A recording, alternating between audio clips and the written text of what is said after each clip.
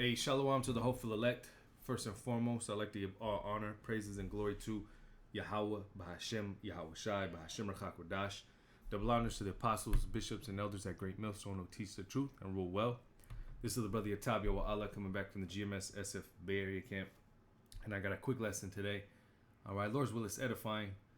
But just going into the return of Yahawashi, all right, who the world ignorantly calls Jesus Christ, whose real name is Yahawashi. All right, he's coming back, and contrary to popular belief, how these so-called Christians like to think, he's not the way he's coming back. He's coming back, for vengeance, all right, judgment, and of course, salvation for the elect of the nation of Israel. Okay, if you can receive it, but again, with that salvation for the elect, he's coming to avenge the elect, and he's coming to send vengeance on this place. All right. But let me start with this. This is Acts 1:9, and it says, "And when he had spoken these things while they beheld, he was taken up, and a cloud received him out of their sight." So Yahawashi was taken up, he was beamed up, if you will, and what the world ignorantly calls a UFO. All right, but these are the chariots, okay, the vehicles of the angels. All right. It says, "And while they looked steadfastly toward heaven as he went up, behold, two men stood by them in white apparel, which also said, Ye men of Galilee, why stand ye gazing up into heaven? This same Yahawashi, which is taken up from you into heaven, shall so come in like manner as you have seen him go into heaven." So Yahawashi, when he makes his return, all right, he's going to come in like manner, which is what? With those chariots, okay? Those so-called UFOs. That's how he's going to make his return. All right, and this is why we always go into it, and there's a lot of, so-called UFO sightings that you're seeing all around the world. All right, because, hey, this is the time we're in. All right, these are some of the signs. But also, Yahawashi coming back, he's going to be coming back in what the world ignorantly calls a UFO. All right. But again, his return is not going to be something light. All right. He's coming to judge. All right. Scriptures say the slain of the Lord shall be many. But this is Isaiah 63:1. It says, "Who is this that cometh from Edom with dyed garments from Basra?" All right. Now again, Esau being in control. This is who's in rulership at the end. Well, the Lord is coming to take this man out of power. All right. And by taking him out of power, he's going to have a big, hand in destroying America, with those laser beams, because, America, Babylon the Great is going to be destroyed with thermonuclear fire, but also laser beams, and destruction from the chariots. Okay. But again, Yahawashi is coming to take this man out of power. He's coming to take this man's rulership. Okay. And Esau is that one that's in control, being at the end. It says, "With dyed garments from Basra, this that is glorious in his apparel, traveling in the greatness of his strength." Okay, and again, the vehicles of the angels, all right, the vehicles, the heavenly vehicles, if you will, are those chariots, those so-called UFOs, which, Esau can't even explain the technology that he's seeing these vehicles have. All right, it's far beyond the laws of physics. All right, the weapons that are on it, they're not from this world. All right, so and even whatever materials those chariots are made out of, that is the glory that the apparel that Yahawashi is coming in, that greatness. Okay, and it's coming to mess up Esau. All right. And Yahawashi is going to make that glorious return. It says, "Traveling in the greatness of his strength," and the whole host of heaven. All right, the thousands of chariots. It says, "I that speak in righteousness, mighty to save. Wherefore art thou red in thy apparel, and thy garments like him that treadeth in the wine fat," which is a representation of how much judgment is going to be handed down. All right, now he's not going to have to physically get his hands dirty, so to speak, but he's going to destroy and judge a lot of these people. All right, he's going to take Esau out of power. Okay, it says, "I have trodden the winepress alone, and of the people there was none with me, for I will tread them in mine anger, and trample them in my fury, and their blood shall be sprinkled upon my garments, and I will stain all my raiment. All right, and see, this is the spirit that Yahawashi is coming back in. It says he is not coming back as a man, roughly paraphrasing. All right, when Yahawashi comes back, he's coming back as that angelic force, and he's coming to judge. All right, he's not coming back with daisies in his hand. He's not coming back to save the whole world. Okay, the all Christendom. No, he's coming to save the elect, and he's coming to judge Esau. All right, he's coming to take Esau out of power. He's coming to establish the kingdom. All right. Now with that, what? War. War has to happen. So a lot of killing has to go on. All right. It says, for the day of vengeance is in my heart, and the year of my redeemed is come. Okay. And this is what we're approaching. We're approaching the return of Yahawashi. All right. All the signs are speaking, like it says in Habakkuk, the 2nd chapter. All right. That the end sign prophecies.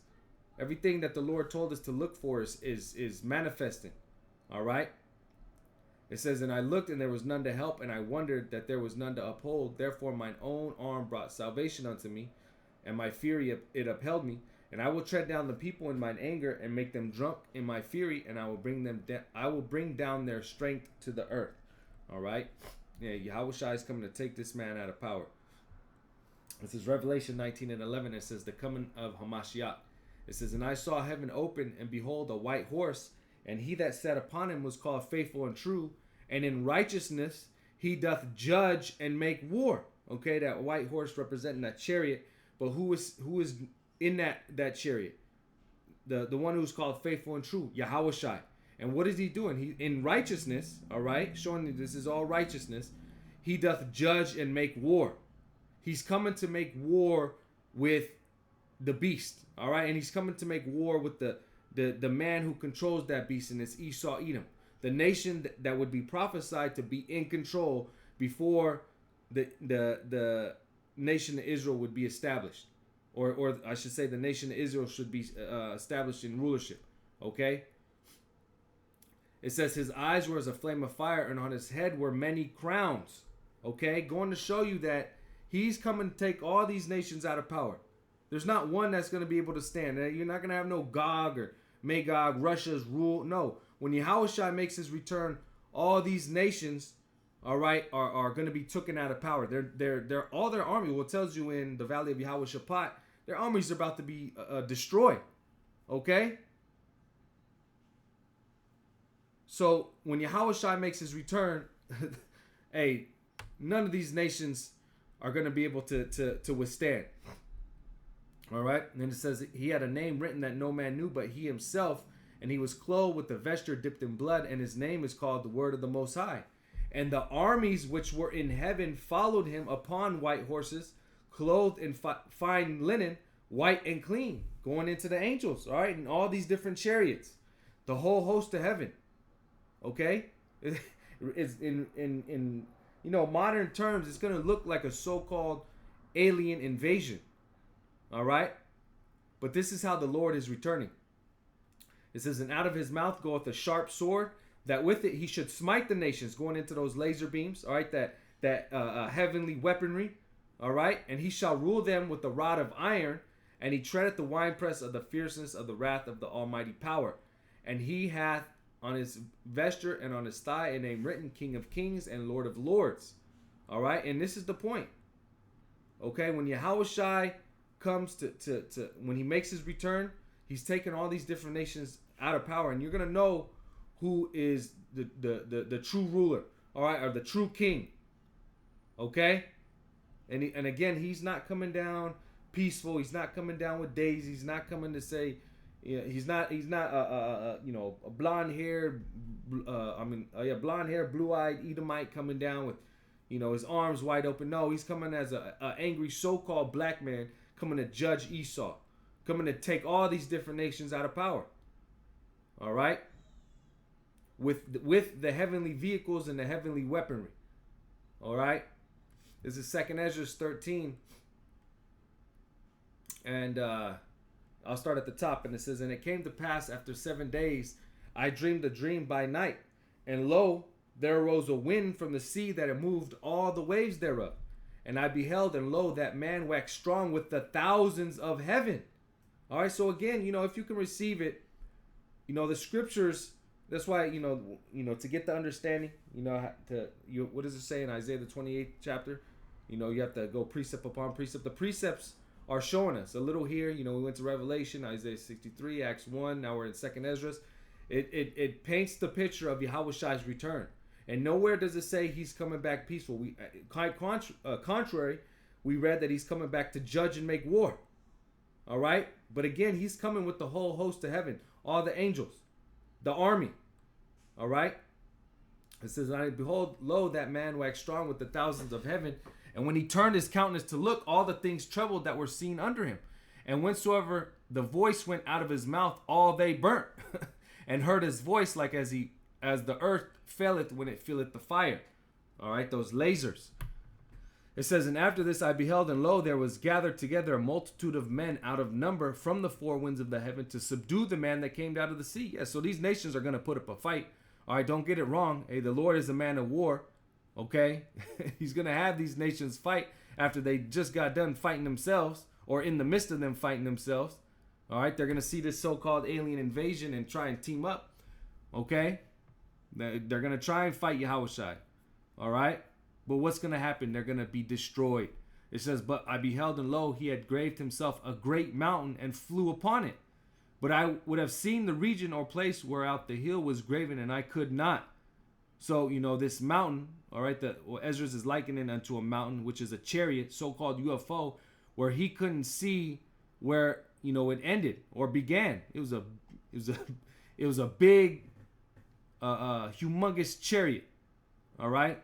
Like, brothers always make the likening to that what is it, Independence Day. You had the so-called mothership, all right? But the Lord is coming on that fathership, all right? It says, but I would have seen the region or place whereat the hill was graven, and I could not. And after this I beheld, and lo, all they which were gathered together to subdue him were sore afraid, and yet durst fight. So the Lord is going to put the spirit on them. Even though they're afraid, they're still going to fight Yahawashi.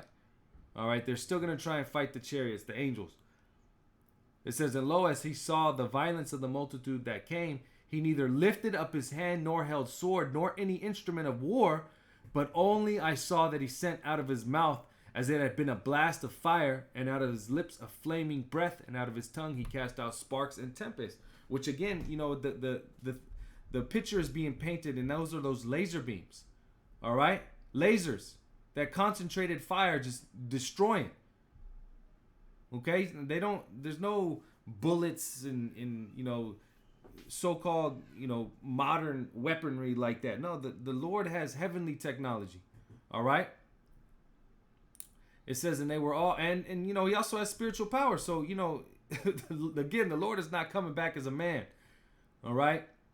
It says, and they were all mixed together, the blast of fire, the flaming breath, and the great tempest, and fell with violence upon the multitude, which was prepared to fight, and burnt them up every one, so that upon a sudden of an innumerable multitude nothing was to be perceived, but only dust and smell of smoke. When I saw this, I was afraid. All right. Now again, another movie, what was it called? War of the Worlds. All right.